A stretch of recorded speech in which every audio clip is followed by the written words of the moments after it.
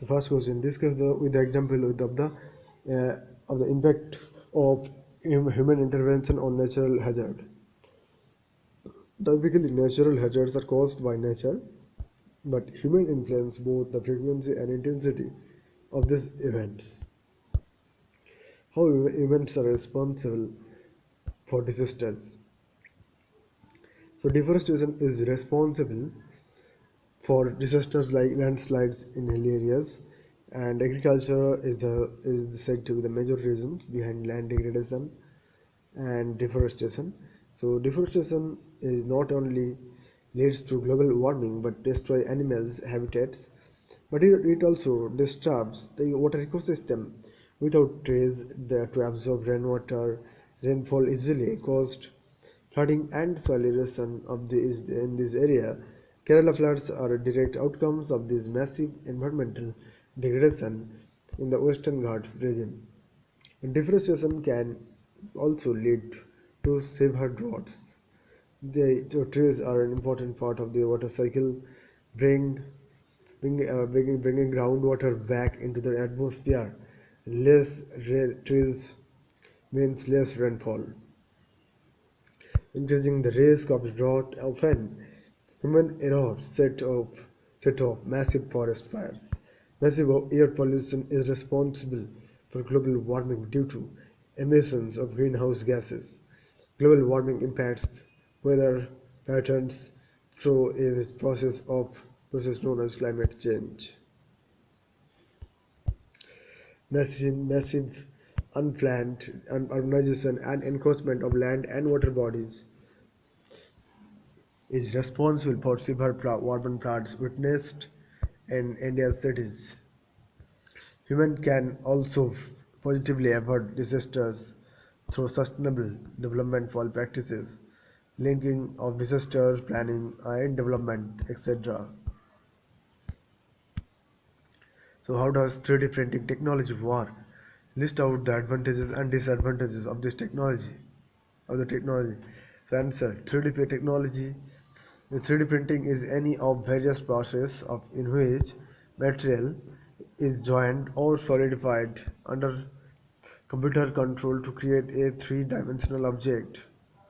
So it is various is 3D printing is any of various process in which material is joined and solidified under computer control to create a three-dimensional object. Advantages: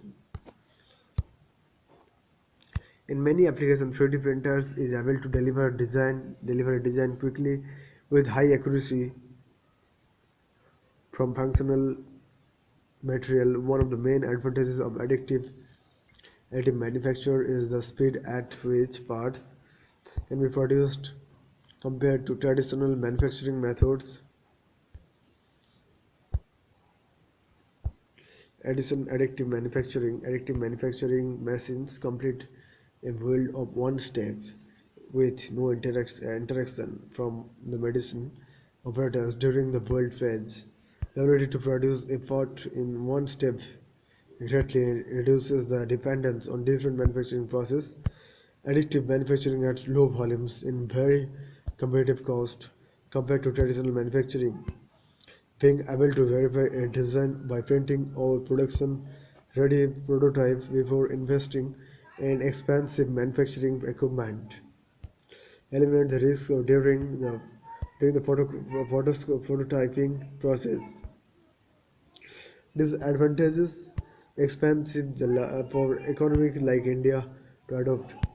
A decrease in manufacturing jobs, and then the decrease of in manufacturing jobs will greatly affect the economy of country that rely on large number of low skill jobs.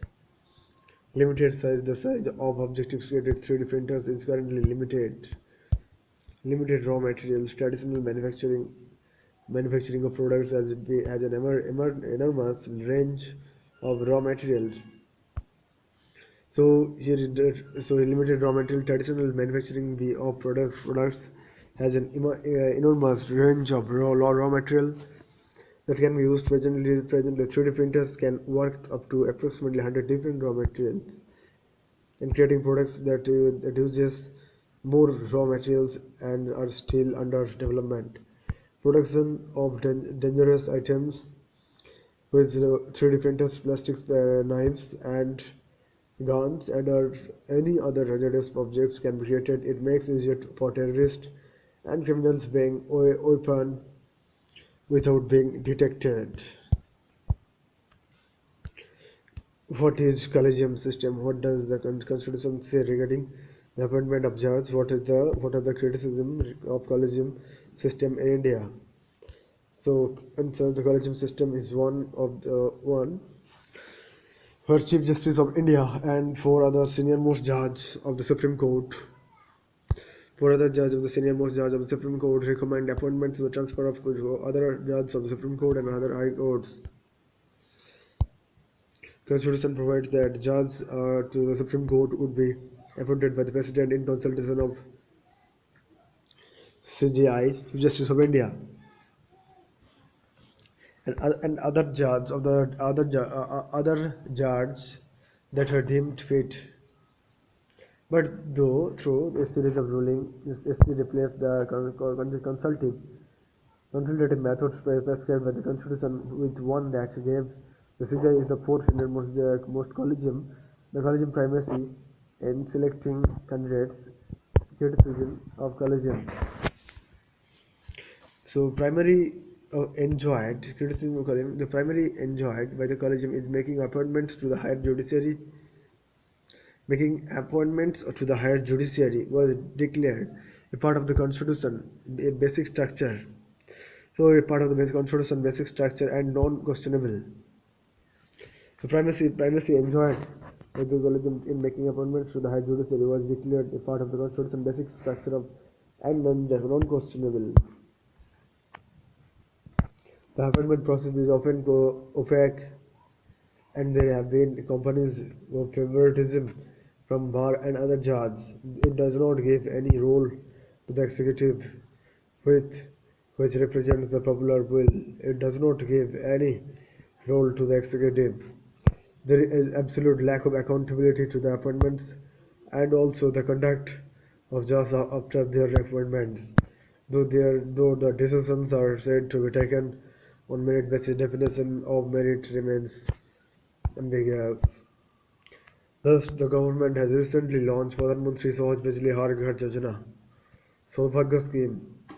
In this context, what are the major problems of our sector in India? What are the causes of these?